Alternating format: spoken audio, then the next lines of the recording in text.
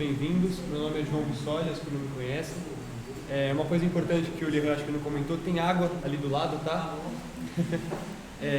As perguntas serão reservadas para o final, então se puderem anotar durante a exposição qualquer dúvida, no final vai ter uns 30 minutinhos para tirarmos as dúvidas. Como vai ser gravado e vai para o YouTube, é bom não ter muitas interrupções, não ter muito barulho e tal, então pedimos só essa compreensão. Os que não conhecem o PH, eu acho que ninguém, né, mas para todos os fins, o PH é analista político, palestrante, escritor, é fundador, editor, diretor do portal PH Vox e também apresenta os programas ao vivo no canal do YouTube. Essa semana assisti uma live dele com o Sr. Sepúlveda, 1.600 pessoas ao vivo, é muito interessante, vale a pena conhecer. Paulo Henrique Araújo também é lembrado por ser uma voz ativa no movimento histórico monarquista brasileiro, é estudioso da história brasileira, principalmente referente ao período colonial e monárquico, e geopolítica latino-americana. É autor dos livros Estados Unidos e o Partido das Sombras e As Bases Revolucionárias da Política Moderna. Recentemente foi reeditada o livro do Sr. Dr. Plínio, Corrupção da Linguagem e Propaganda Comunista, né? Relançado pela editora do PH, uma capa muito bonita, vale a pena ser adquirido. Uma salva de palmas para o PH.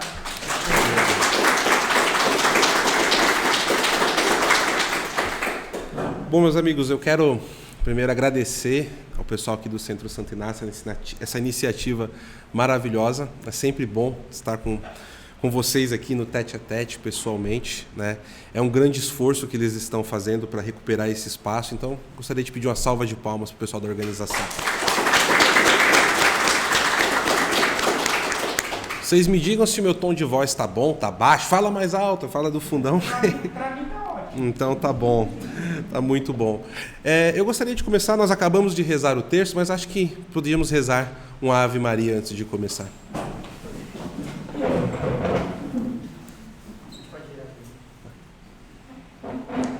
Ave Maria, cheia de graça, o Senhor é convosco. Bendita sois vós entre as mulheres, bendito é o fruto do vosso ventre, Jesus. Santa Maria, Mãe de Deus, rogai por nós, pecadores, agora e na hora de nossa morte. Amém.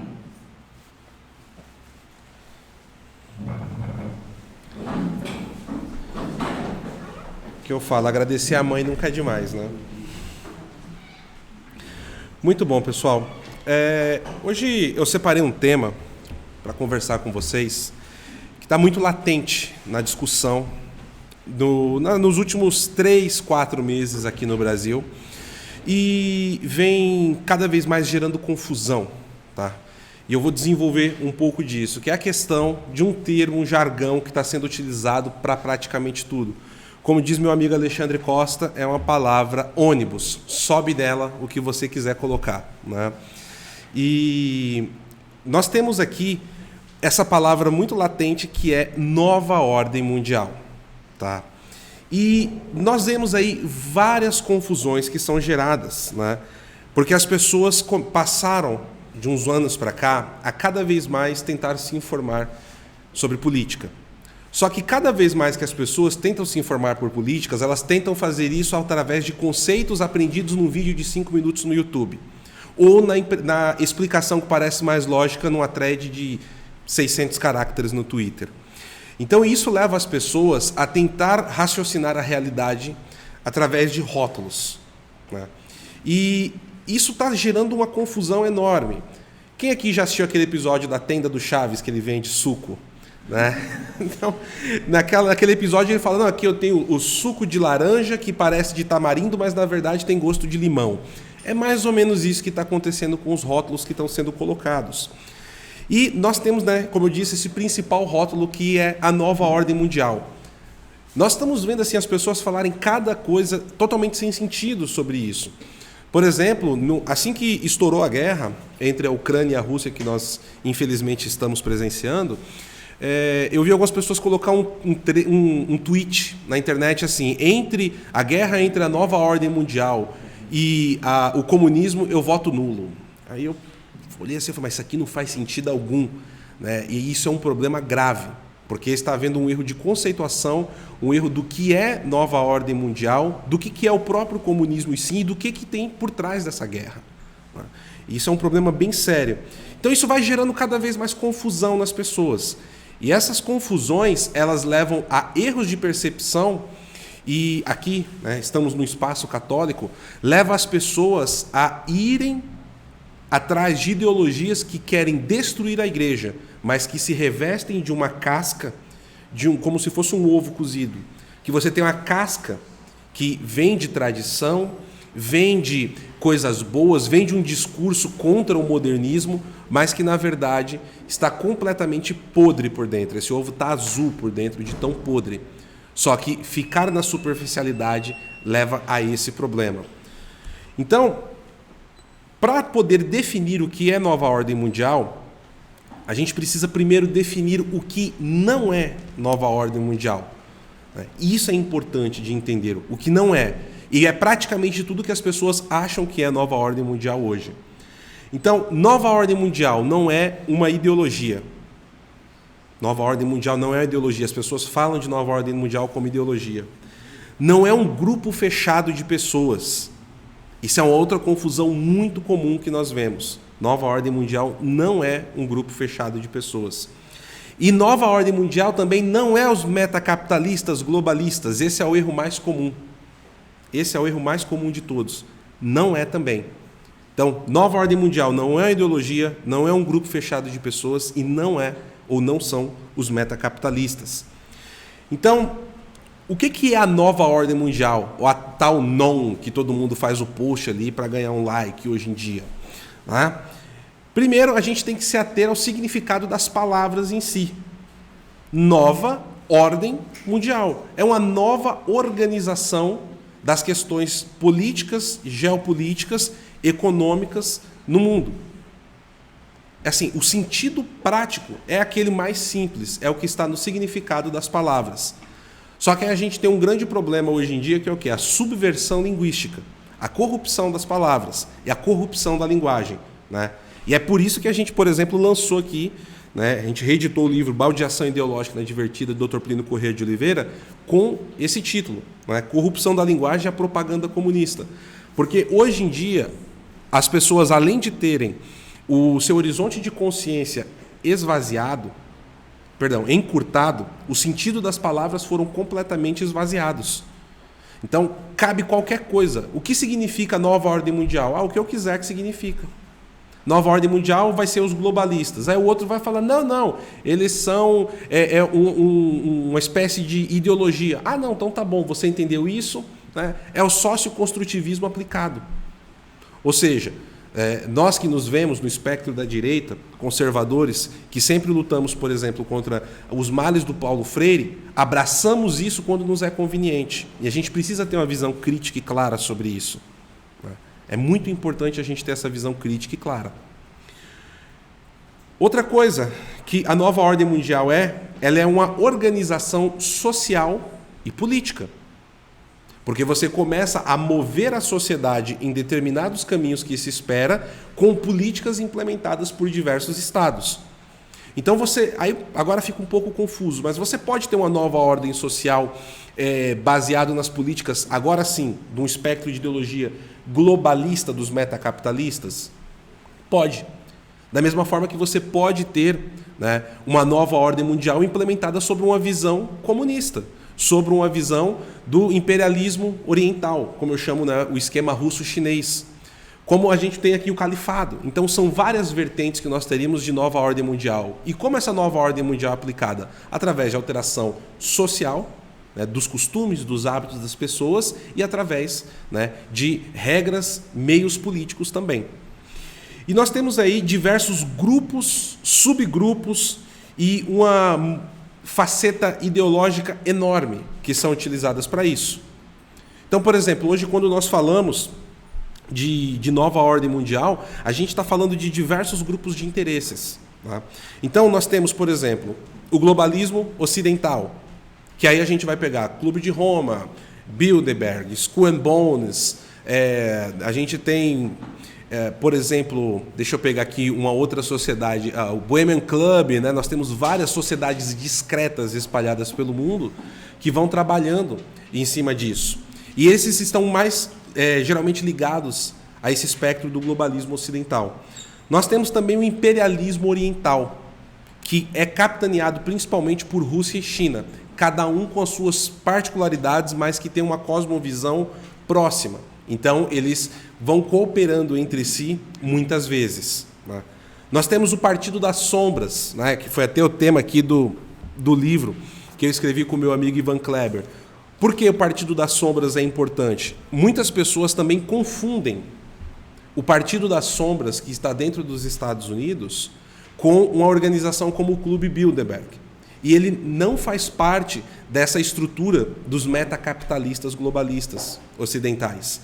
Eles são uma espécie de uma oposição controlada, capitaneada pelo George Soros, que tem a sua própria estrutura de poder também e tem um poder enorme e significativo dentro dos Estados Unidos e tem poder de ação social e político através da economia em algumas sociedades onde eles trabalham como alvo.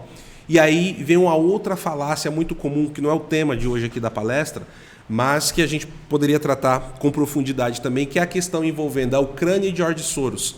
As pessoas colocam George Soros como o líder da nova ordem mundial que está tomando a Ucrânia por dentro e também não faz sentido algum.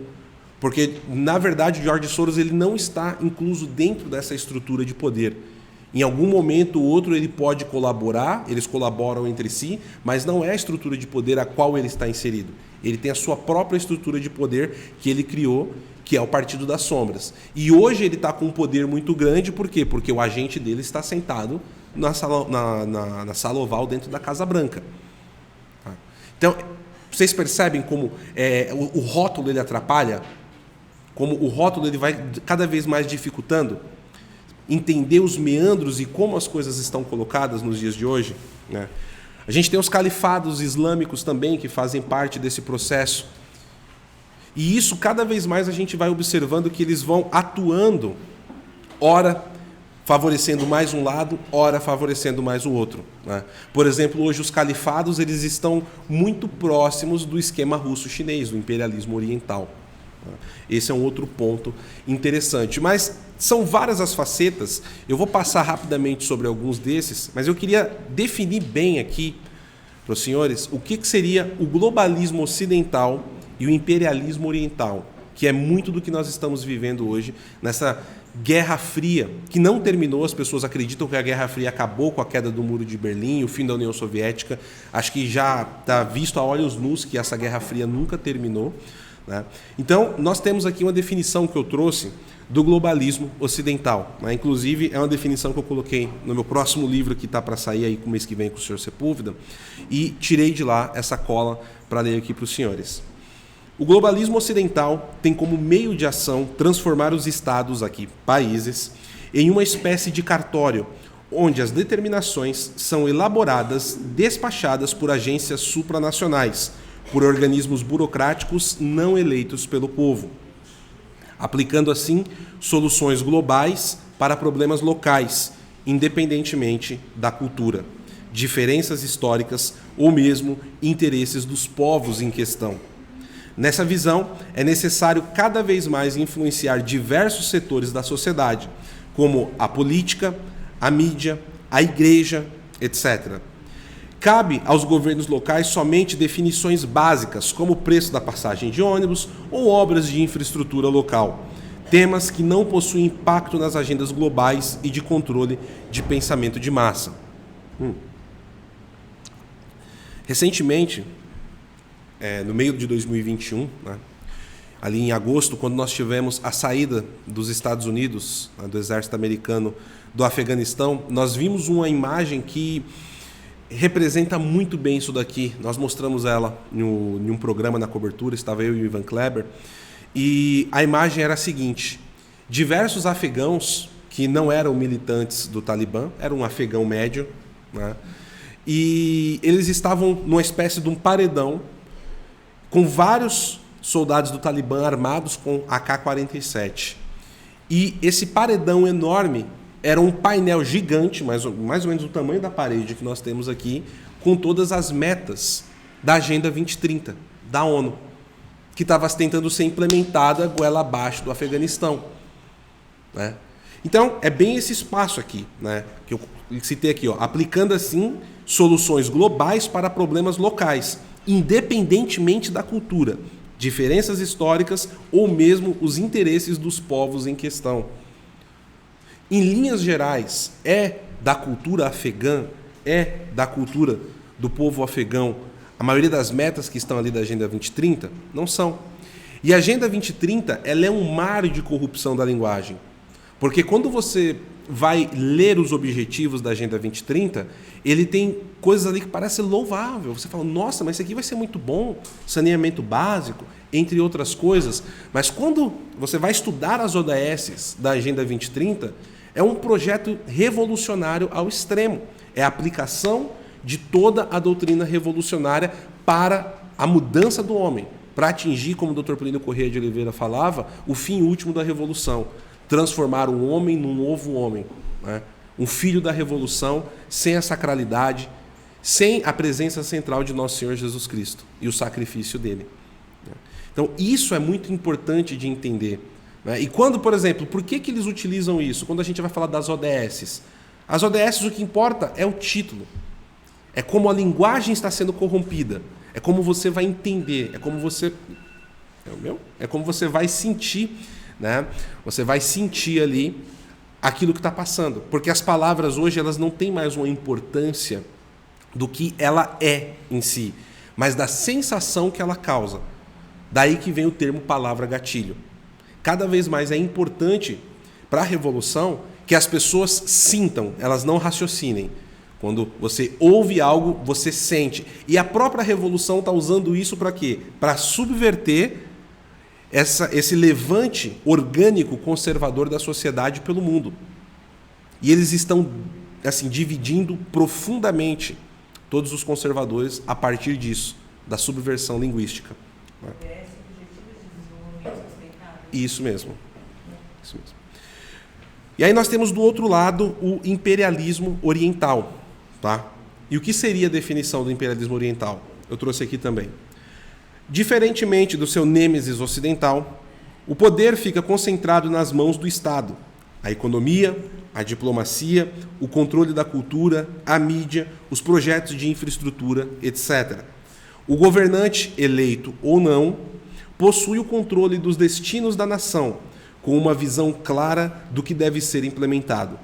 Primeiro, de acordo com sua vontade e objetivos. Depois, observando aspectos culturais e locais. Esse método revolucionário tende, inclusive, a causar muita confusão nos conservadores ocidentais, pois estes, totalmente cercados pela agenda globalista, veem aspectos nacionalistas de fachada que torna a agenda sedutora para os espíritos combalidos dos conservadores ocidentais. Tendo em vista que estes governantes chegam até mesmo a defender valores básicos da sociedade, como a família e, em alguns aspectos, o direito natural, exemplo de Vladimir Putin hoje na Rússia, e neste espectro revolucionário temos países como a China, Rússia, Turquia, Irã, Afeganistão, Paquistão, Indonésia, Bielorrússia, Azerbaijão, entre outros. Então, nós temos aqui essa visão clara do imperialismo oriental. Nós fizemos uma transmissão muito importante, Senhor Sepúlveda e eu, há 1 ano e 3 meses atrás, em janeiro de 2021, que foi o discurso de Vladimir Putin no Fórum Econômico Mundial. E ali, Vladimir Putin, ele diz de maneira muito clara, pessoal, vamos tirar o pé do acelerador, vamos voltar para aquele nosso esquema. Qual que é o esquema? Da ONU, das organizações supranacionais, porque ele poderia lhe definir o que entra e o que não entra dentro da Rússia, por exemplo. E ele usa uma expressão muito marcante nessa palestra dele. Ele fala, se não tomarmos cuidado, vamos nos retroalimentar. Preste atenção na profundidade desse termo. Vamos nos retroalimentar. A gente pode usar até a analogia de um saco de cobra. Já viram? O ninho de cobra, que está todas as cobras, de repente uma começa a engolir a outra, se retroalimentando. Por quê? E porque tem um sentido mais profundo ainda. Porque eles fazem parte do mesmo corpo. É uma retroalimentação. Eles fazem parte de um mesmo objetivo. E é esse um ponto que é necessário entender.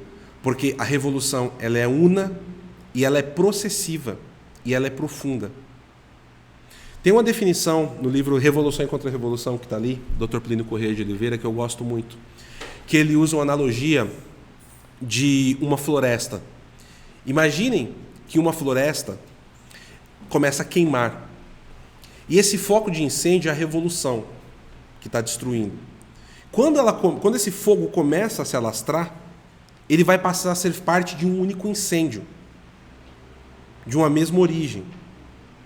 Não existe um fogo globalista ou um fogo comunista. Eles podem até ter a sua agenda na superfície, mas nas profundidades, na profundidade é a mesma cooperação que nós temos por todas essas ideologias. Isso é muito bem exemplificado pelo Dr. Plínio Corrêa de Oliveira.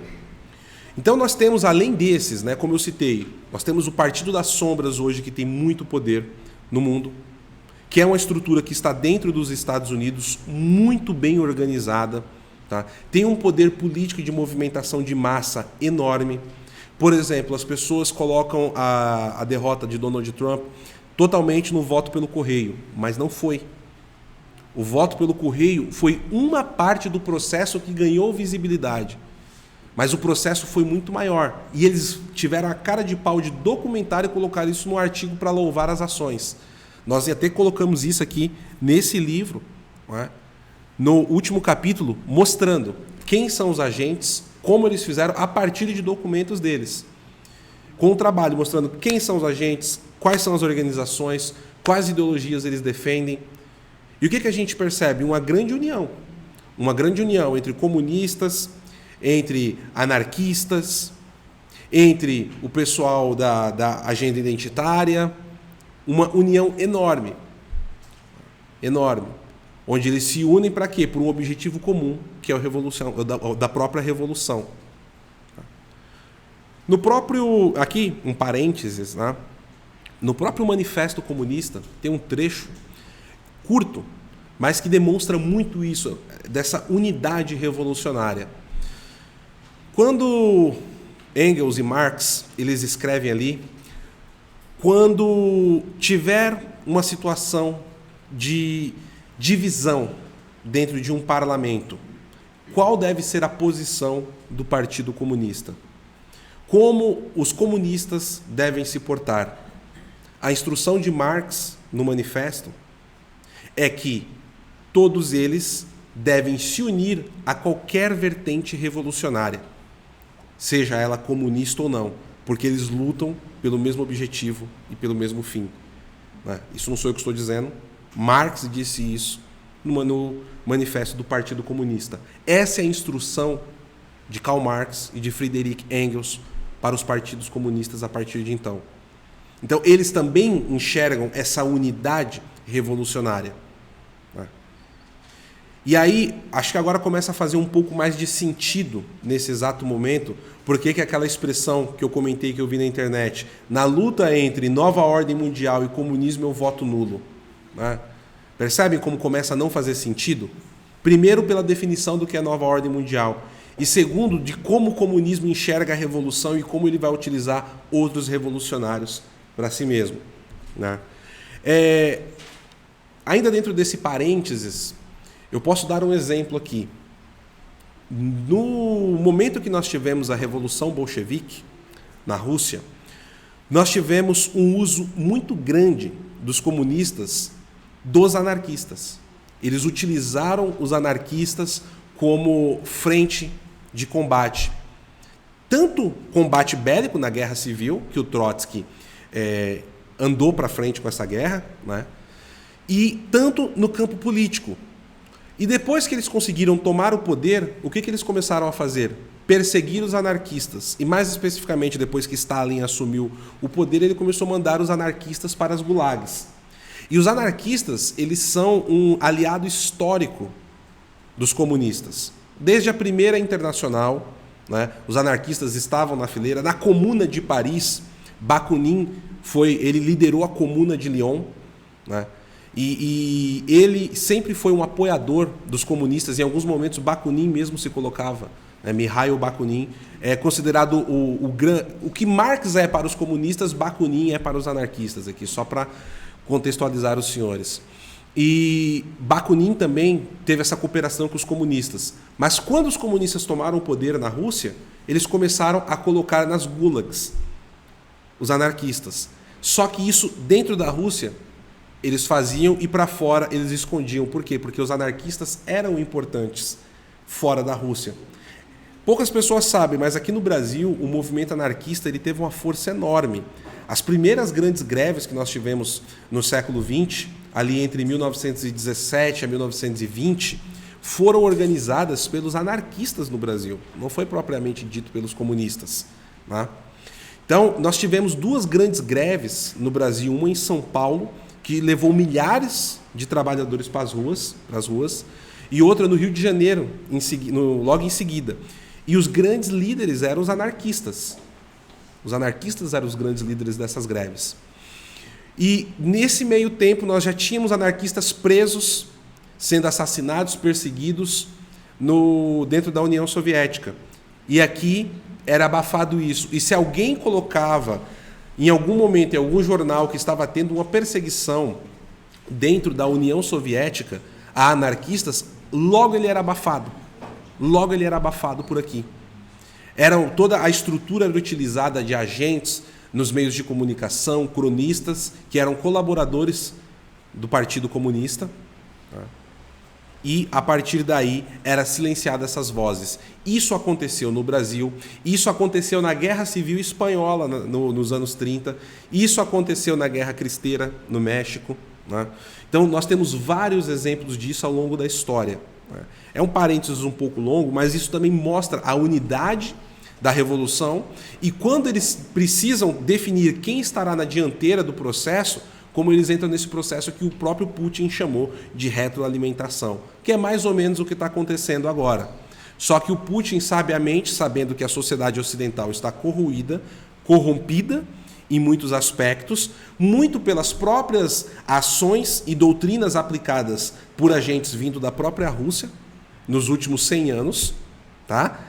E aí depois ele fala contra esse discurso, usando perennialismo, né?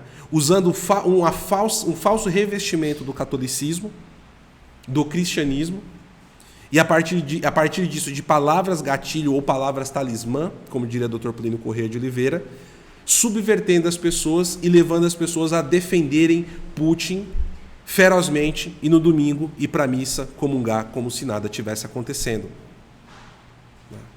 Então, é uma situação assim drástica a que nós estamos vivendo em cima disso. Drástica. Então, fiz esse parênteses enorme. Nós temos aí também uma outra vertente, que são os califados no mundo, que é uma outra proposta de nova ordem mundial também, né? Óbvio que aqui eu não vou me aprofundar nas questões profundas que envolvem o Islã. Não é uma coisa simples, não é todo islâmico que acredita nessa nova ordem mundial como um todo, mas é, de certa forma, uma doutrina que eles têm, né? Então, não vou me aprofundar muito, mas o califado também é uma opção que se coloca no mundo de nova ordem mundial. Nós temos aqui uma que hoje ela é muito forte, está ganhando uma força ou recuperando uma força muito grande, que é o Foro de São Paulo, né? Só que o Foro de São Paulo ele nasce de uma necessidade. Quando a União Soviética cai, todas as células que a União Soviética deixou pronta e trabalhando aqui na América Latina, elas ficaram sem plata, sem comando. Então, eles reúnem-se para criar uma nova estrutura de uma espécie de soviete, reunindo todos os partidos da região. Isso foi fundado por ninguém mais, ninguém menos que o senhor Luiz Inácio Lula da Silva e Fidel Castro, em 1991, na cidade de São Paulo. Assim nasce o Foro de São Paulo. Mas essas conversas já tinham sido iniciadas em 1989, tá? Então, até as datas, a gente sempre tem que ficar um pouco esperto. Eu estava falando da questão do comunismo. As pessoas acreditam que o comunismo chegou no Brasil na semana de 22 e está fazendo 100 anos. Não. O comunismo, o primeiro relato que nós temos das ideias comunistas propriamente ditas no Brasil são de 1854. Tá? Agora vocês vão me desculpar, um general, que eu esqueci o nome dele, mas ele saiu do exército brasileiro e foi atuar ao lado de Simão Bolívar na libertação das revoluções que ele implantava pela América do Sul, né? Criando todos esses países que nós temos hoje como os nossos vizinhos. E ele lança um livro em 1854, dali onde ele já falava das ideias comunistas. O próprio comunismo, ele precede Karl Marx. Karl Marx, ele vira comunista na universidade. Olha só que coisa, né? Sempre as universidades são utilizadas por eles. Mas voltando ao Foro de São Paulo, nós temos essa estrutura que foi implementada aqui e que ganhou muito poder nos anos 2000, e as pessoas hoje também não estão percebendo, de maneira geral, como eles estão com o poder novamente. O Foro de São Paulo hoje ele está retomando toda a América Latina. Hoje nós temos já governos ligados ao Foro de São Paulo abertamente na Argentina, no Chile, na Nicarágua, Honduras, Venezuela. A Colômbia está para cair o mês que vem. Muito possivelmente, inacreditavelmente, se a gente levar os últimos 30 anos, a Colômbia vai cair nas mãos do Foro de São Paulo. As Farc vai começar a ter um poder enorme. A Bolívia, Peru, né? O Equador não caiu muito pelo trabalho da TFP. No segundo turno conseguiram virar a eleição lá de maneira histórica com campanhas de rua, né? A TFP fundada por Dr. Plínio Corrêa de Oliveira. Então, nós estamos assistindo uma retomada do Foro de São Paulo. E não necessariamente eles precisam também assumir o poder. E o Brasil é a cereja do bolo, meus amigos. O Brasil é a cereja do bolo que nós estamos vendo. E como que o Foro de São Paulo está conseguindo? Porque eu acabei de falar, não, mas a União Soviética estava caindo, eles estavam ficando sem dinheiro, conseguiram tomar aqui alguns países, a Venezuela é um caso muito específico. Só que eles perderam a hegemonia em 2011, 2012, começaram a perder muito poder. Como eles estão retomando agora? Com dois países, China e a Rússia. A China é quem está financiando toda a estrutura econômica do que é prometido, o welfare state, né, o estado do bem-estar, que são prometidos por esses políticos nos seus países. E assim que eles vencem a eleição, a China vem com o aporte imenso de dinheiro, de financiamento. E isso é óbvio que a China não faz de graça. A China coloca juros altos, a China ela trabalha com um curto prazo de pagamento, e quando esses países não conseguem pagar o seu débito com a China, o que é feito? A China começa a tomar, por contratos longos, às vezes de 99 anos, posições de infraestrutura primordial desses países. Eles amam os portos. Eles amam os portos, por exemplo. Já tem portos que estão sob o domínio chinês, no Bangladesh, na Grécia, no Djibouti. No caso do Djibouti, por exemplo, eles colocaram uma base militar do lado de Porto que controla a saída do canal de Suez. Só o acesso, né, entre o Oceano Índico e o Mar Mediterrâneo. Uma posição extremamente estratégica comandada por uma base militar chinesa. E eles estão fazendo o mesmo processo aqui. Tá, mas aonde a Rússia entra nessa história? Esse é o grande ponto. A Rússia é a força, o bélico, a pólvora. A Rússia está criando diversos acordos militares com todos esses países. Por exemplo, quando o presidente Bolsonaro ele foi para a Rússia, ele chega aqui no Brasil no dia 17 de fevereiro. E no mesmo dia 17 de fevereiro, a Rússia estava assinando em Caracas, na Venezuela, televisionado. Tem esse vídeo no canal do PH Vox, a gente já mostrou várias vezes, tem no meu Twitter. O evento onde estava sendo celebrado o acordo militar com o representante do Estado russo e o Nicolás Maduro. E o Nicolás Maduro assinando um acordo de cooperação militar, onde ele fala que a Rússia tem todo o apoio do povo bolivariano, do povo venezuelano, contra o imperialismo americano, contra o Ocidente, Fala de nazismo, aquela mesma narrativa de sempre. Detalhe, no mesmo dia que o presidente Bolsonaro estava desembarcando da Rússia, aqui no Brasil, Nicolás Maduro estava na televisão venezuelana dando esse discurso. Só qual que é o problema? Que o brasileiro ele tem um defeito grande que nós herdamos. Achar que o Brasil é o umbigo do mundo. Achar que o Brasil, o que acontece aqui dentro, só diz respeito a gente e o que acontece lá fora não impacta a gente. Isso é um erro profundo. Isso é um erro profundo. Então nós vemos o brasileiro hoje que ele acompanha a política, ele verifica, ele sabe tudo o que está acontecendo no noticiário, assiste o Pingo nos Is, vê todos os canais do YouTube e ele tem muita informação, mas na verdade ele não sabe absolutamente nada do que está acontecendo. E isso é um mal dos dias de hoje. As pessoas elas são informadas, mas elas de fato não sabem o que fazer com essas informações, o que essas informações significam. E quando a gente fala de geopolítica, então, mesmo o brasileiro que acompanha tudo hoje de política, ele fica completamente perdido e não consegue fazer essa ligação. Então, acaba entrando naquilo que é o maior veneno e a maior arma que os revolucionários, principalmente os marxistas, têm, que é a sua dialética. O professor Olavo de Carvalho fala muito sobre isso, que um discurso de um comunista, o mesmo discurso, sem ele mudar uma palavra, para quem é do partido significa uma coisa e para quem é de fora significa outra. E nós estamos vendo isso. Os conservadores e a direita no Brasil hoje olha para o Putin e vê o Putin como um grande conservador que está lutando contra o globalismo, pela família. Olha, ele passou uma lei contra os homossexuais no país dele. E ao mesmo tempo não percebe que esse mesmo discurso é o discurso que favorece a Venezuela, que favorece Cuba, que favorece Nicarágua, que são as ditaduras mais longevas que nós temos hoje na América Latina. Eu estou falando de ditaduras comunistas abertamente. Cuba, Venezuela e Nicarágua. Díaz-Canel em Cuba, Nicolás Maduro, descendente direto aí, né, descendente do Hugo Chávez na Venezuela, e o Daniel Ortega na Nicarágua.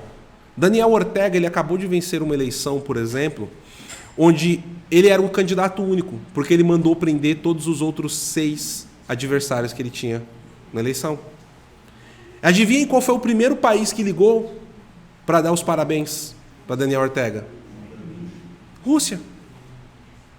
A Rússia. Sergei Lavrov, chanceler russo, ligou para parabenizar. Foi o primeiro país a parabenizar Daniel Ortega. Quando o Boric venceu a eleição no Chile, o Chile está num caminho tenebroso, meus amigos, negro o futuro próximo do Chile.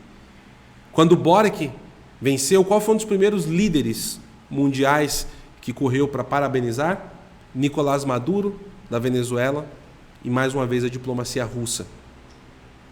Mas como pode esse homem ser conservador e estar ajudando o Brasil, como é dito por aí?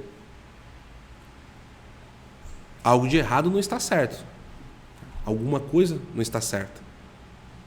E a gente percebe, com a explicação que nós temos do que é o imperialismo oriental, hoje, onde está aí o fascismo chinês e o eurasianismo russo, que congrega dentro do eurasianismo fascismo, vertentes do comunismo, do nazismo também.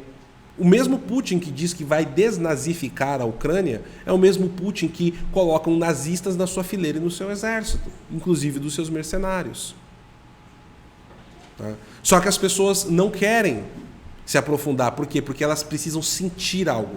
Elas precisam de um vídeo de 5 minutos no YouTube que vai me dar um resumo de tudo. E a subversão e a corrupção da linguagem vai levando a esse tipo de confusão.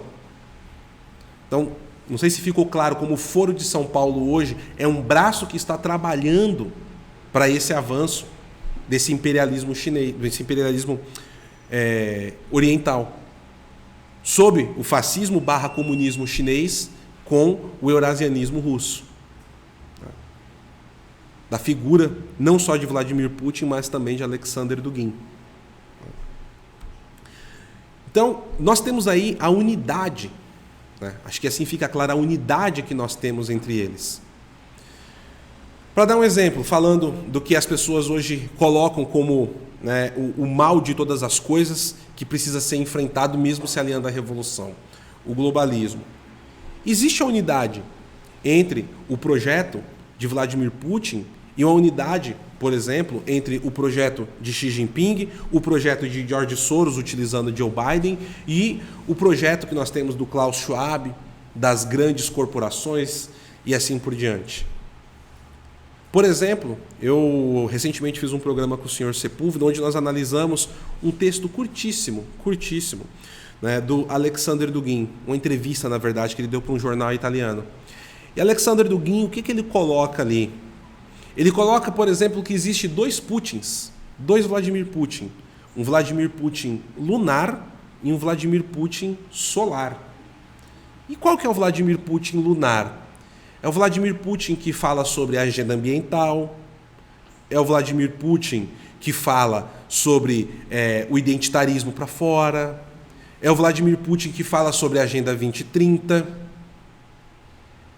E qual que é o Vladimir Putin solar? É isso que nós estamos vendo agora, sendo pintado como o salvador do Ocidente, das tradições, né? O que importa é falar tradição. O que é a tradição também? As pessoas não vão atrás. Que tradição é essa? Da onde vem? Existe, né, essa coisa agora de falar que a guerra da Ucrânia hoje é simplesmente por causa do avanço da OTAN no quintal da Rússia. Eu poderia fazer uma outra palestra só sobre essa afirmação, de tanta coisa errada que tem nela. Mas para entender vários motivos profundos que nós temos nessa guerra, e por que ela pode escalar para fora da Ucrânia, principalmente para Letônia, Estônia, Lituânia, Moldávia e a Polônia, a gente precisa entender o grande cisma de 1054 entre a Igreja Católica Apostólica Romana e a Igreja Ortodoxa do Oriente. A gente precisa voltar 1000 anos de história, porque isso teve influência direta na formação da Rússia como Estado, que nós conhecemos hoje, e dos motivos que Vladimir Putin foi na TV durante 1 hora apresentar. Nós transmitimos isso ao vivo. Enquanto Putin estava falando para o mundo, nós estávamos traduzindo ao vivo. Precisamos voltar. Eu tenho escrito sobre isso, tenho feito alguns artigos sobre isso, porque é muito tema. Mas é preciso entender o cisma que houve dentro da igreja para entender um dos aspectos que envolve, tá, a guerra hoje entre Ucrânia e Rússia. Então percebam quando a gente fala sobre mas é que a OTAN está avançando para o quintal da Rússia. É flatus voice, né? Me perdoem aqui o termo, mas é um peido vocal. É só barulho, não serve para nada. É só uma canção para enganar as pessoas. Esse é um pretexto.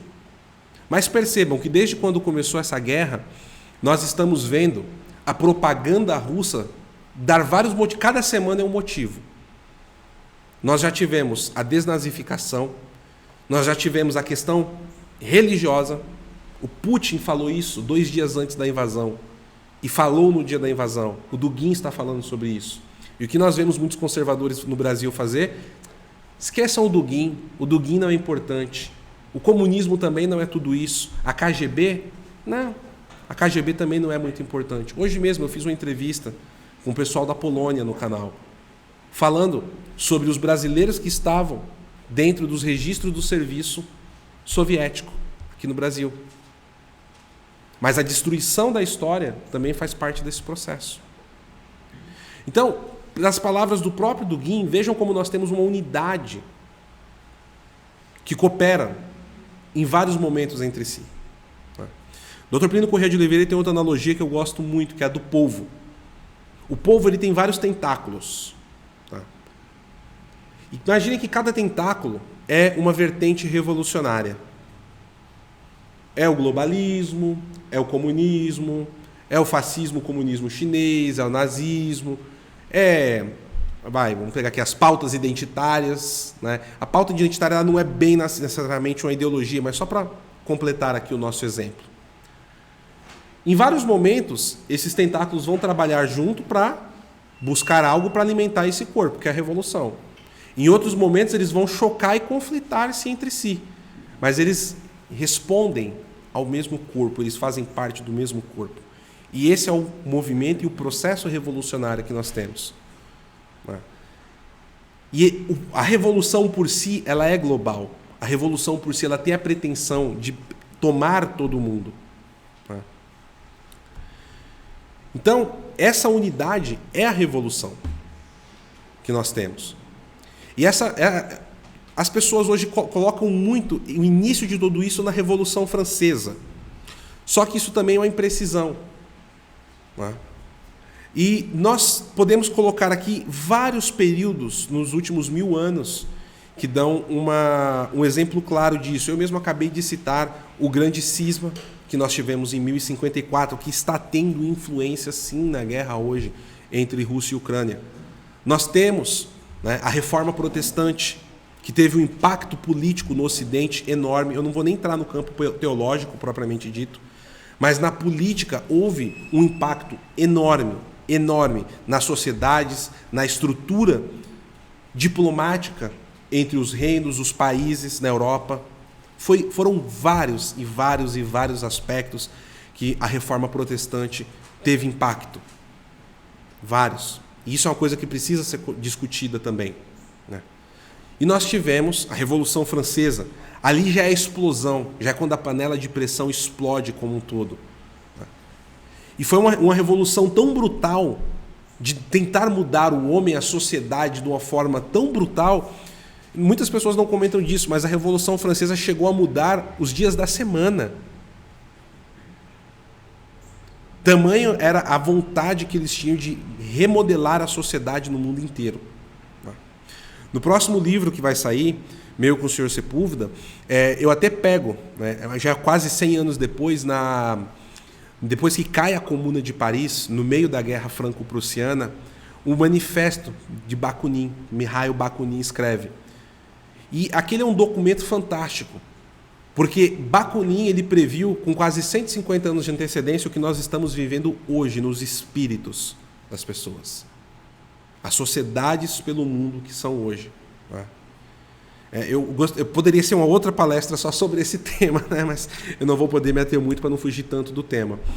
Então nós temos o que é levado aí a confusão dos rótulos, né? Que eu citei muito no começo.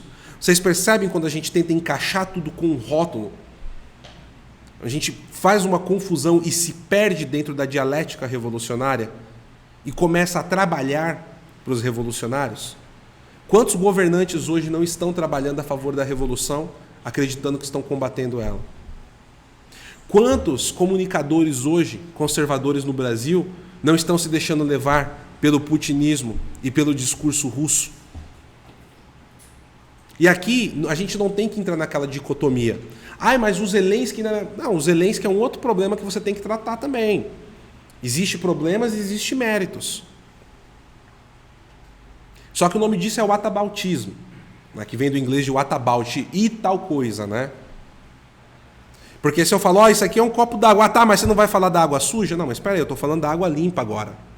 Mas você tira completamente o foco do tema que está sendo debatido para poder mostrar um outro lado, e a discussão passa para lá. E você esconde isso daqui como se fosse uma virtude. A água limpa é sempre uma virtude, né? Mas só para dar o exemplo aqui.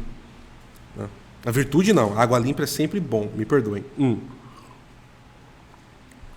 E o que nós temos, a partir daí, é as pessoas sendo levadas por essa falsa dicotomia, as pessoas sendo levadas por esse falso embate que está acontecendo entre forças revolucionárias, porque eles chocam entre si, na superfície mais embaixo, o mar está calmo, e os agentes passam de um lado para o outro.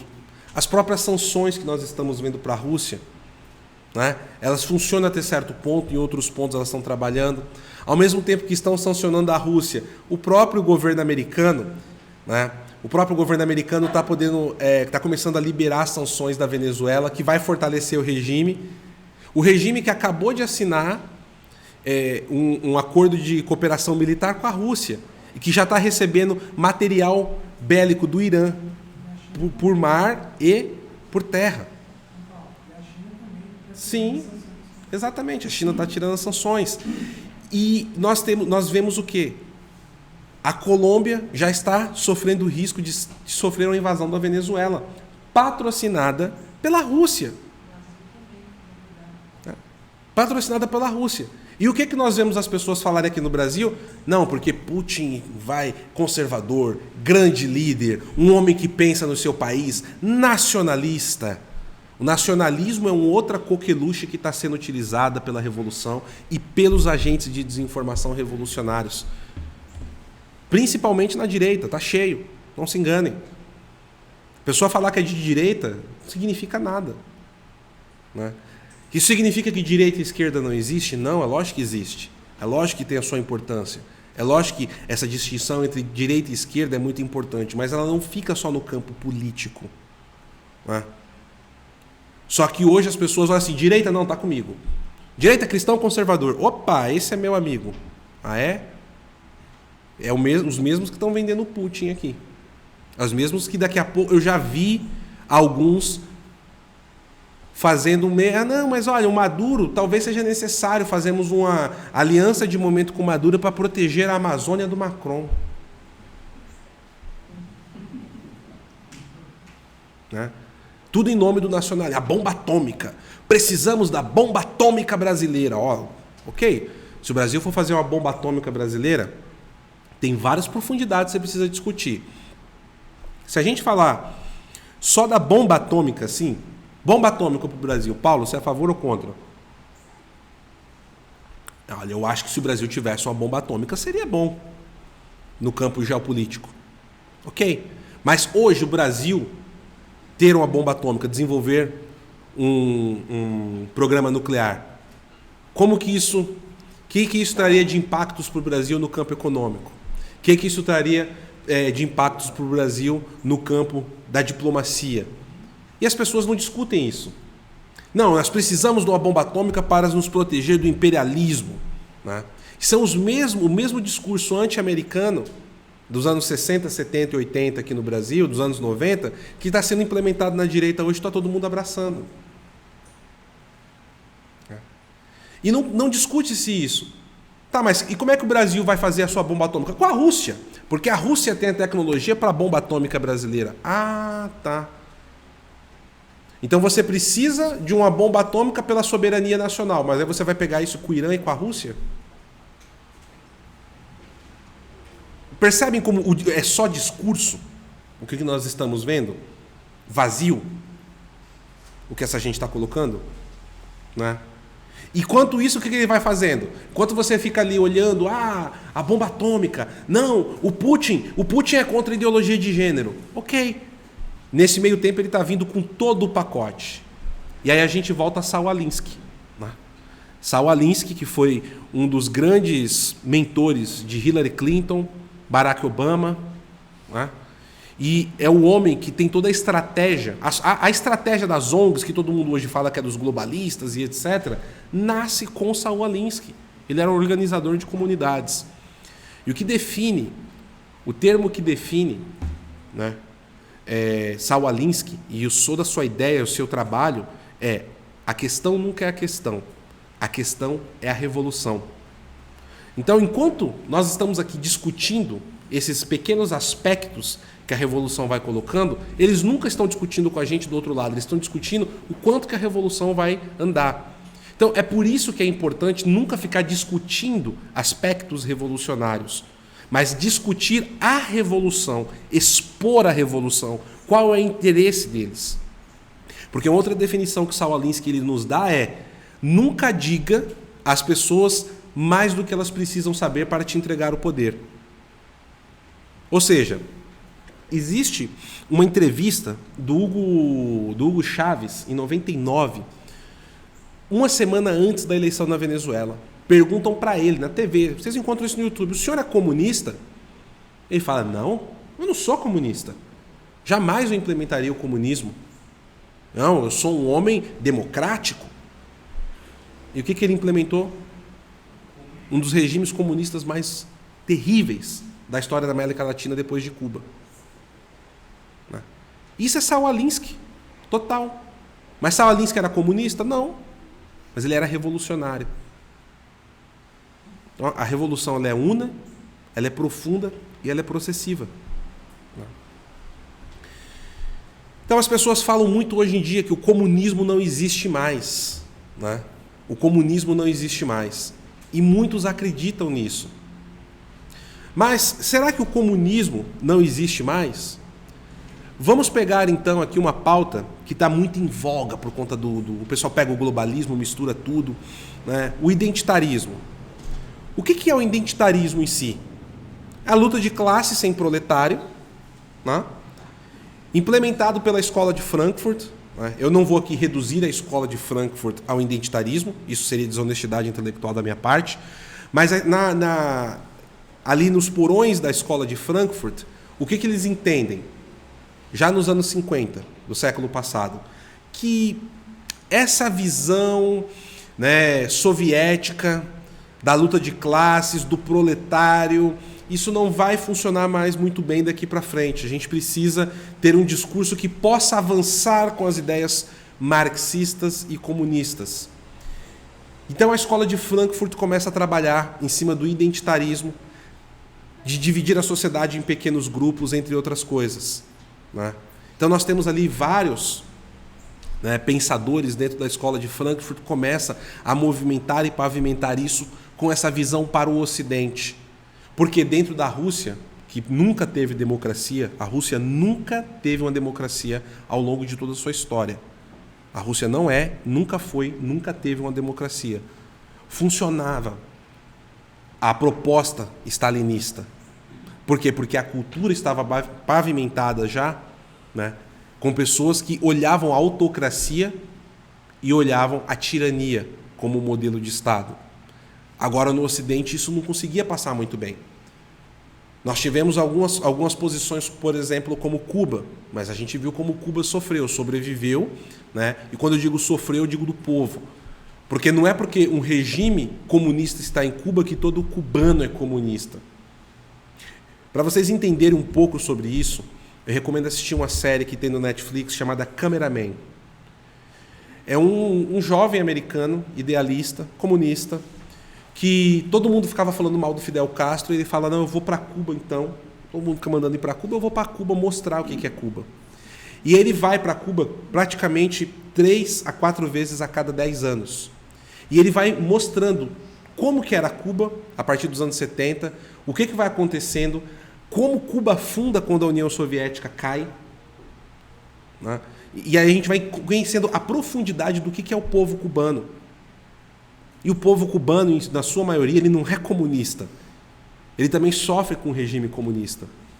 E essa é uma simplificação que muitas vezes nós caímos e que as pessoas caem. Não, porque os Estados Unidos não sei o quê. Não, mas peraí. Os Estados Unidos é muita gente. O que é os Estados Unidos? Ah, mas a Rússia, peraí. E a cultura russa? A cultura russa tem muita coisa. Todo russo é comunista? Não. Todo ucraniano, então, é globalista, porque no discurso que nós vemos nas redes sociais hoje, a Rússia está certa de invadir porque lá está cheio de nazista e pedófilo. É como se nós tivéssemos uma casa com crianças sendo oferecidas em cada esquina da Ucrânia, que é um absurdo. O Brasil também tem os seus nazistas, o Brasil também, infelizmente, tem pedófilos. São males que acometem todos os países. Mas os jargões vão sendo colocados em vídeos de 5 minutos. E as pessoas, naquele afã de falar que entende a coisa, encaixa tudo na cabeça. Né? Ainda dentro do identitarismo, né, para mim não voltar aqui, nós temos aí a terceira onda do feminismo, que é esse feminismo, né, que nós conhecemos hoje, que é o salto-agulha na garganta dos homens, né, que acima de tudo quer emascular o homem. As mulheres não conseguem se equiparar ao homem na questão da força física, na questão de vários pontos biológicos. E o que o feminismo na terceira onda faz? Quer emascular o homem, para assim conseguir trazer uma equidade. Né? O próprio discurso em torno da igualdade já é um pensamento revolucionário, que vai contra a ordem divina, estabelecida por Nosso Senhor. E nós temos a revolução sexual também, que vem do identitarismo. E isso tem sido um mal absurdo. A revolução sexual, ela tem afligido inclusive a própria igreja. A própria igreja.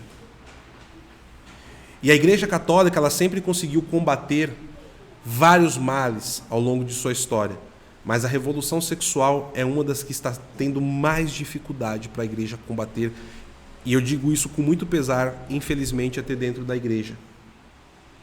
Recentemente eu vi uma palestra do meu querido amigo Bernardo Kister, aqui em São Paulo, né, onde ele falava, a palestra dele falava sobre isso, a ideologia de gênero. E ele fala profundamente desse aspecto, né, de como isso está trazendo problemas sérios para a sociedade. E aqui eu vou roubar um trecho da palestra dele, porque ele explica muito bem que o ser humano, ele tem muitas coisas que são por instinto. Nós respiramos por instinto, nós nos alimentamos por instinto, e o próprio desejo sexual, ele também é um instinto próprio do ser humano. Então, quando nós estamos falando da revolução sexual, você não precisa fazer muita coisa, você só precisa trabalhar os instintos das pessoas, através das imagens, através da música, do comportamento, da sedução em si. Essa semana teve um vídeo que ficou famoso aí nas redes sociais, que eu achei muito engraçado e que mostra muito disso. O pessoal tirou o instrumental do fundo da Anitta e do Pablo Vittar cantando. E assim, você percebe que elas não cantam nada. Nada, absolutamente. Assim, elas não têm talento algum para cantar. Mas o que elas estavam fazendo? Rebolando o tempo inteiro. Né? Então, a revolução sexual é um mal profundo, porque ele trabalha muito em cima de instintos. O que uma pessoa precisa para ficar excitada sexualmente? Ser estimulada, pura e simplesmente. Muitas vezes isso vai contra a própria vontade dela. Então percebem o mal que o identitarismo faz, né? Nós temos o ambientalismo, por exemplo. E aqui é uma coisa muito interessante. Quem aqui sabia que o ambientalismo tem uma origem estruturada dentro da União Soviética? Levanta a mão. Poucos de vocês sabem. E um dos grandes homens que levou a pauta ambiental à frente chama-se Mikhail Gorbachev, o último secretário-geral do Partido Comunista Soviético da Rússia. E o grande líder da União Soviética. Ele começa com todo o discurso ambientalista, de energias limpas, de salvar a casa comum. Salvar a casa comum. Quantos padres nós não vemos falar sobre isso hoje em cima do altar na missa? Infelizmente. Percebem? E da onde surgiu esse termo? E toda essa sanha que foi colocada da pauta ambiental favoreceu quem no final? Vejam só, a Rússia, de Vladimir Putin. Porque todo mundo ficou na corrida pela energia limpa e ficou dependente do gás da onde? Da Rússia. Da Rússia. Percebem? Quem fundou a Cruz Verde? Mikhail Gorbachev. Quem foi uma das grandes mentes na sua perestroika? Em 92, na Eco 92 no Rio de Janeiro, que nós tivemos a nossa Greta Thunberg? Mikhail Gorbachev. Percebem como a revolução está unida? E a falsidade que existe quando falar que Putin está enfrentando, lutando contra a Anon, que nós vemos nas redes sociais? Então, a gente percebe isso de uma maneira muito forte. Mas o último ponto que eu quero trazer aqui, que é muito importante e afeta já o nosso dia a dia, agora nós estão deixando a gente colocar a cabeça para fora da água para respirar um pouquinho, porque daqui a pouco a gente vai começar a ser empurrado para baixo de novo, que é o controle social. O primeiro vídeo que eu fiz na minha vida no YouTube, lá em 2017, eu estava falando sobre um programa de crédito social chinês, que já estava sendo utilizado de maneira voluntária, veja só, experimental na China, faziam 2 anos. Né? E esse controle social chinês, quando ele começar a valer mesmo, o que ele vai fazer? Olha, você é um bom cidadão, você não fala mal do partido, tudo que você está vendo aqui na internet não está indo contra aquilo que o partido está vendo, você está ganhando pontos. Você obedece aquilo que o governo está mandando, você não faz discurso de ódio, leia-se aqui, discurso de ódio e discurso que não é permitido, você está ganhando pontos. Mas a pessoa que não faz isso, ela perde pontos. Tá, ela perde pontos, e daí? Ela vai perder o direito de viajar em ônibus novos, confortáveis. Os filhos dela não vai poder frequentar as mesmas escolas daqueles que têm, né, boa pontuação, não vai poder andar de avião. Se a sua pontuação começa a cair muito, você não pode sair da sua cidade, você não pode ter passaporte. E aí vocês começam a lembrar de um aplicativo que as pessoas têm que começar hoje em dia a ter aí no celular, chamado de passaporte. E sem esse passaporte, o passaporte da liberdade, o passaporte da saúde, você não pode entrar em todos os lugares, você não pode pegar avião. O mesmo conceito. E quem aplicou isso no mundo? A Rússia. Foi os globalistas. Foi os globalistas. Né? Mas a Rússia também colaborou. Algo que foi projetado na estrutura da China. E quem criou a China que nós conhecemos hoje? Os próprios globalistas. Os próprios globalistas. A China comunista nasce como Estado nas mãos do Stalin, ocupando a Manchúria e reservando toda a infraestrutura da região que os japoneses desenvolveram antes da Segunda Guerra Mundial para entregar para a mão do Mao Tse-tung. E as tropas republicanas chinesas do Chiang Kai-shek não conseguiam adentrar ali na região, precisavam daquele dinheiro que seria fomentado por aqueles parques industriais que os japoneses deixaram, e eles não conseguiam. E os soviéticos só saíram de lá quando o Mao conseguiu chegar lá. E a partir daí a União Soviética começa a trabalhar dentro da ONU para eliminar qualquer tipo de ajuda bélica que os republicanos chineses pudessem ter. Algo muito parecido com o que está acontecendo hoje, né, na guerra entre Rússia e Ucrânia. Muito parecido, que nós estamos assistindo. E depois, nos anos 70, nós temos, né, um fake split, que o professor Olavo de Carvalho sempre fala muito desse fake split, onde nós temos ali, né, um distanciamento entre a China comunista e a União Soviética. E aí, um homem, um agente, né, desses grandes círculos globalistas, vamos colocar assim, promove uma viagem para a China, do presidente Richard Nixon, falando que quando os chineses conhecerem a liberdade de uma economia aberta, eles largarão o comunismo naturalmente, né? E o Nixon sabia muito bem qual era o serviço que ele estava fazendo. Aqui nesse livro, Os Estados Unidos, Partido das Sombras, eu trago isso, eu escrevi esse capítulo, e eu trago isso de uma maneira muito específica. Quem era o Nixon, como ele utilizou a estrutura política, encontrou corredores que ele pudesse navegar fora das regras, e como ele cooptou o governo republicano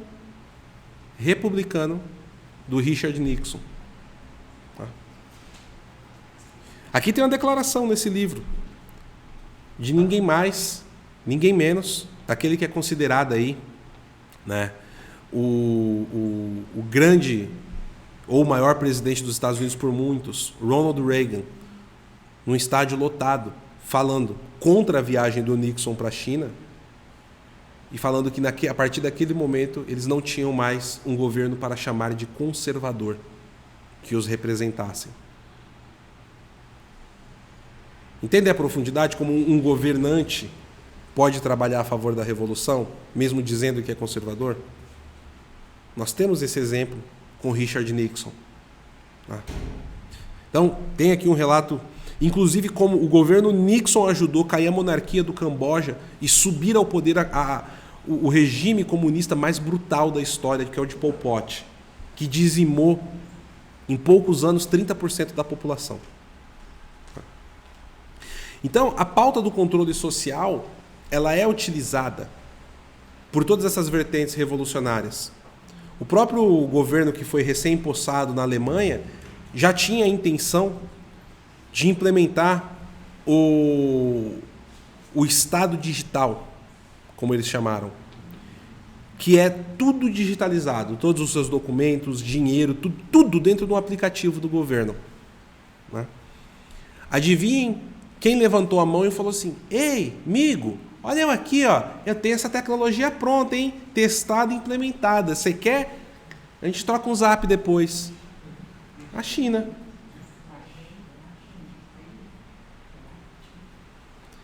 Percebem a unidade da revolução? Então, meus amigos, para finalizar aqui, né, senão vocês vão ficar com sono,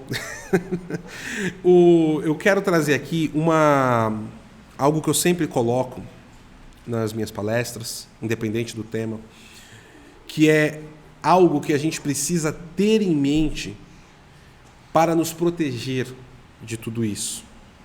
Para a gente não ser levado por esse discurso, como vários exemplos que eu dei aqui, de vários agentes que são inocentes úteis dentro do Brasil nesse aspecto. Porque as pessoas falam assim: não, que eu sou de direita conservador, mas espera aí, na hierarquia de importância isso está lá embaixo. Qual que é a hierarquia correta das coisas? Primeiro, Santa Igreja, tradição e doutrina. Essa é a base, ou o topo, né, no caso, é o topo fundamental daquilo que direciona as nossas vidas. Depois, a contra-revolução. Você entender o que é a revolução como um todo. Quais são as suas várias faces. As várias faces que a revolução trabalha. E você saber combatê-las.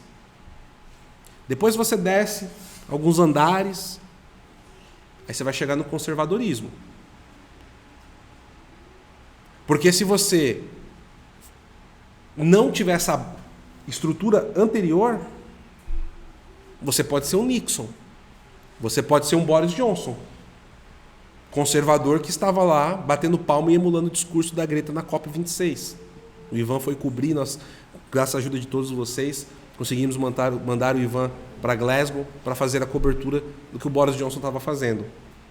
E lá embaixo, já no estacionamento subterrâneo, aí vem a direita.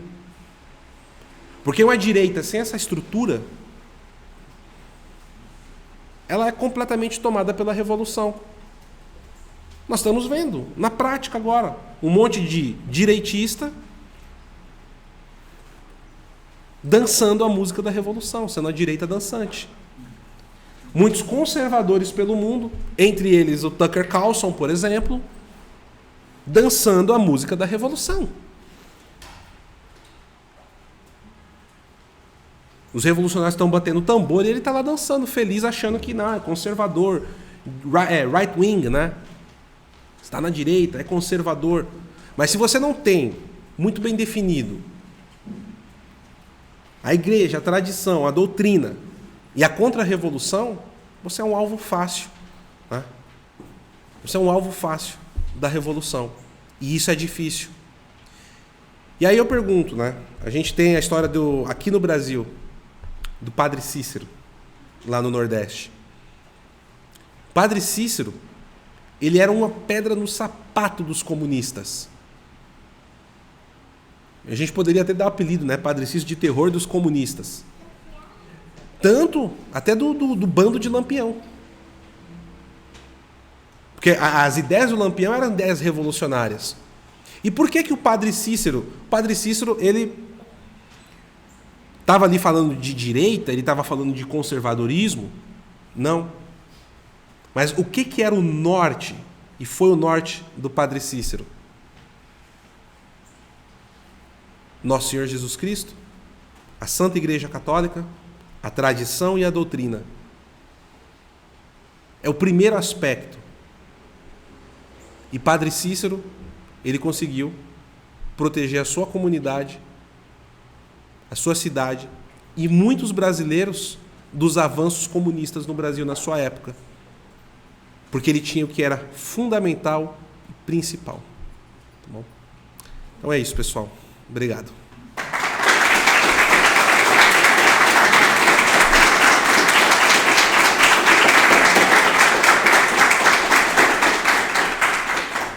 Não sei se vocês querem abrir para perguntas.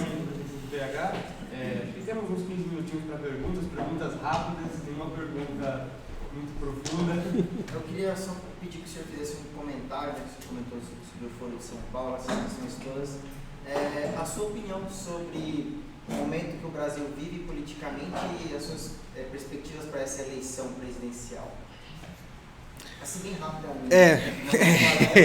Você quer uma nova palestra. Mas só aqui, né, para gravação, caso não tenha saído, a perspectiva para o momento que o Brasil está vivendo e sobre a eleição, né?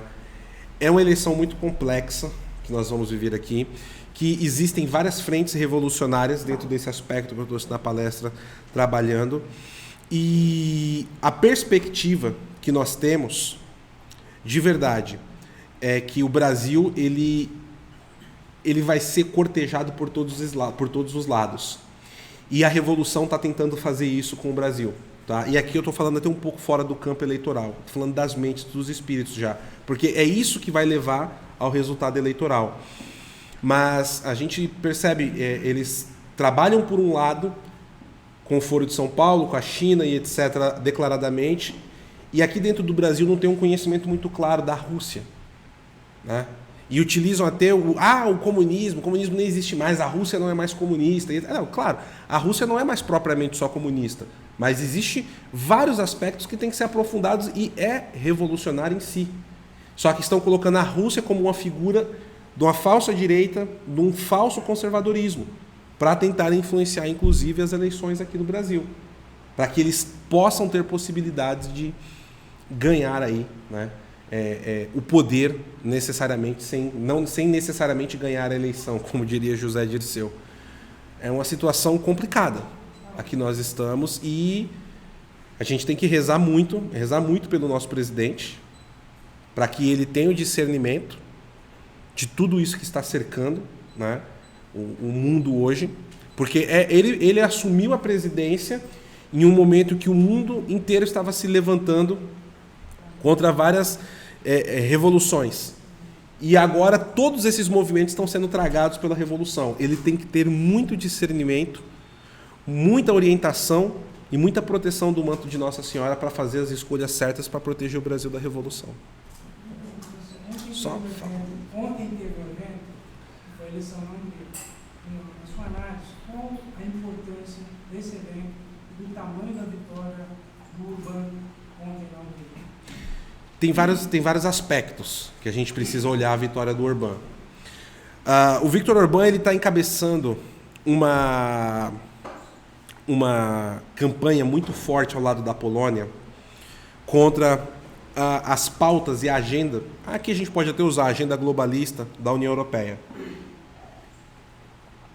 Eu não vou entrar em detalhes aqui, porque senão vai ficar muito longa a resposta, mas a Hungria sofreu um processo de propaganda enorme contra eles no ano passado. Muitos de vocês devem lembrar, perseguição na Eurocopa, na Fórmula 1, por conta de uma lei que era para perseguir homossexual. E a lei não tem nada disso. Existem várias análises nossas. Eu escrevi 2 artigos sobre isso. E o Viktor Orbán falou, ok, vocês estão querendo sancionar a Hungria, tal, porque está falando que o Estado está querendo colocar uma lei para poder perseguir o povo. Então, vamos fazer diferente. Eu vou colocar um referendo no dia da eleição e o povo vai poder escolher em cima disso. E o que nós tivemos aí como resultado? A proposta favorável para que a lei fosse promulgada e aplicada é maior do que o número de votos que a própria coalizão do Orbán teve. Mesmo o povo que não quer o Orbán quer a lei. E no próprio discurso do Viktor Orbán, ele já deu um recado para Bruxelas muito claro. Porque, por outro lado, na pauta ambiental, a Polônia também está sofrendo em cima disso. Só que tem uma outra camada. O Viktor Orbán, ele está com uma posição muito dúbia em relação à Rússia. E a gente falar aqui da Rússia no Brasil é uma coisa, quem está ali nos Balcãs é outra. Né? Tchecoslováquia, Moldávia, própria Ucrânia, né? Entrada dos Balcãs, Eslovênia, Polônia, Hungria, Letônia, Lituânia. É outra história. São pessoas, culturas que teve a bota comunista no pescoço. Qualquer pessoa que você for conversar lá teve um parente que foi preso, que foi morto, que foi torturado, ou que foi agente, né? E a posição do Orbán está muito dúbia. E ele é o elo fraco, nesse momento, dessa corrente. De todos esses países que estão, o Visegrad e o Bucarest 9, que é um grupo de 9 países ali, que está Bulgária, Romênia, Letônia, Estônia, Lituânia, Hungria, Polônia... Não, falta 2 agora. Mas procurem para quem... É o Bucarest 9. Dos 9 países, qual país que tem o discurso dúbio ali em cima do muro, né? É a Hungria do Viktor Orbán. O Viktor Orbán está tentando trazer a Le Pen para diversos eventos conservadores na região.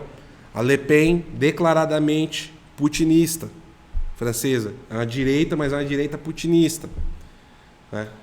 E é muito diferente o conceito de direita que nós temos aqui no Brasil e a direita que nós temos na Europa, tá, pessoal? Tem muita coisa que dizem da direita aqui que não cabe para a direita brasileira, mas que cabe para certos aspectos da direita na Europa, que a esquerda acusa. Não tem que dourar a pílula, tá? Então, a situação é essa, né? Não dá para dizer é bom ou ruim, não. Tem aspectos bons e tem aspectos ruins. Dependendo do frigir dos ovos, se essa coisa toda escalar, qual vai ser a posição do Orbán, né? É difícil de dizer. Acho que hoje ninguém consegue cravar qual que seria a posição do Orbán. Boa noite. Boa noite. Jesus, eu quero que você, por gentileza, nos explique, dentro da dinâmica que você colocou para a gente aqui também colocado, que vai abrindo, né, um pouco mais a cabeça da gente a nível global, qual é o peso da consagração da Rússia e da Ucrânia? O Papa Francisco fez ao Imaculado Coração de Maria. Olha, eu não sou a melhor pessoa para responder essa pergunta. Eu deixo isso muito claro, né? Quando eu sei, quando eu me sinto com competência para falar disso com profundidade, eu digo. Quando eu não sou também, eu digo abertamente. O que eu posso dizer é que toda consagração à Nossa Senhora ela é extremamente importante. Toda consagração à Nossa Senhora é extremamente importante. Quando, né, o Papa faz essa consagração, ela é mais importante ainda. E nós vimos a consagração, né, da humanidade, da Ucrânia e da Rússia. E era uma consagração à Nossa Senhora. Eu jamais aqui vou dizer que essa consagração ela não tem uma importância e uma validade. Afinal, nós, antes de começarmos aqui, rezamos um terço à Nossa Senhora. Antes de iniciar a palestra, né, rezamos uma Ave Maria. Eu entendo que tem uma importância muito grande isso. Afinal, eu mesmo coloquei aqui, durante a palestra, que existem aspectos teológicos profundos nesse conflito. Tá? Mas, o que nós vemos, as pessoas quando falam da consagração, remetem diretamente a Fátima. E aqui tem uma coisa positiva e outra nem tanto. Qual que é a positiva? Boa parte do mundo parou para assistir essa consagração. Durante o período entre o anúncio e o momento que a consagração foi feita, todo mundo falou sobre Fátima. Dentro da Rússia, o tema da aparição de Nossa Senhora de Fátima é perseguido. Tá? Teve um pouco de abertura a esse tema durante o governo do Boris Yeltsin. Quando o Putin subiu, ele proibiu. Não se pode falar abertamente sobre a aparição de Nossa Senhora, Nossa Mãe Santíssima em Fátima. Então, isso por si só já tem um peso absurdo. E as pessoas trouxeram para o debate a questão teológica, que sim, é fundamental em cima disso. Então, por si só, pela própria consagração natural a Nossa Senhora, e por isso ter colocado tantas pessoas com o olho em cima da Santa Igreja, em cima desse ponto teológico, eu vejo isso como uma importância muito grande. Agora, se esse ponto, né, tem uma ligação para atender o que Nossa Senhora pediu em Fátima, se isso ali o rito foi concluído conforme ela pediu aos 3 pastorinhos, eu não estou preparado ou não tenho a competência no momento para responder sobre isso. Tem pessoas muito mais competentes do que eu que poderiam fazer. O próprio Anderson Reis está aqui conosco, né? Eu acho que ele tem muito mais competência do que eu para falar sobre esse aspecto. A função do Luís de Montfort vai dizer que todas as graças nos vêm por meio de Maria, e também São Bernardo fala isso. Como que eu entendo isso? São Francisco Xavier disse que quando ele estava numa missão pregando e os corações não se rendiam a Cristo, a pregação que ele fazia, que poderia amolecer os corações para a abertura da graça, era Nossa Senhora aos pés da cruz. Tanto que tem a história que a Santa Gema Galgani estava intercedendo por um maçom e rezando por ele para que ele se convertesse. Cristo disse: eu não vou converter este homem porque o coração dele é muito duro. E Santa Gema disse: o Senhor pode negar isso a mim, mas negará isso à tua mãe? Eu peço a conversão desse maçom por meio do Imaculado Coração de Maria. E no dia seguinte, este homem está no confessionário retornando para a Santa Igreja. Como que eu entendo esta consagração? É uma graça totalmente sobrenatural de Nossa Senhora, levando as pessoas a se renderem a nosso Senhor Jesus Cristo. Uma conversão. Segundo a Coríntios 5,17, todo aquele que está em Cristo é uma nova criatura, para poder romper com essa mentira e levar as pessoas a viverem na vida da graça. Eu enxergo muito como isso. É uma graça particularíssima de Nossa Senhora. Teve um padre que ele consagrou uma paróquia que estava vazia, não tinha apostolado, não tinha frutos nenhum, e numa missa ele escutou uma voz interior: consagre a sua paróquia ao Imaculado Coração de Maria. E na semana seguinte, a paróquia estava lotada de pessoas fazendo confissão, adorando o Santíssimo, participando da missa, praticando as virtudes. Então, nesse sentido sobrenatural, eu enxergo como Nossa Senhora levando este povo perdido a uma conversão genuína e verdadeira. Amém. Viu? O Anderson tem muito mais competência do que eu para responder sobre isso. Né? Não, ainda não. Acabaram os tempos das perguntas. O Lineu vai dar uns últimos avisos paroquiais e já. Pessoal, você pode encerrar isso? Posso. Então, pessoal, obrigado e até a próxima. Ah, não, peraí. Eu preciso de 1 minuto. Aqui. Pois não, senhor. Eu só, na verdade, um aspecto, pergunta ou comentário, né? Quando o senhor falou sobre a questão do Gorbachev, né?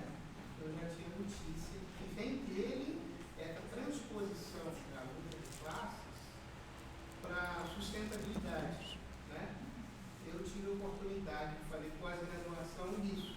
Então, eu falei, puxa, a maior estratégia que eu conhecia até antes da Covid, a maior estratégia que eu tinha visto do demônio para poder, vamos dizer assim, colocar o coração das pessoas de boa intenção a uma causa que elas não sabem exatamente qual é, né? E,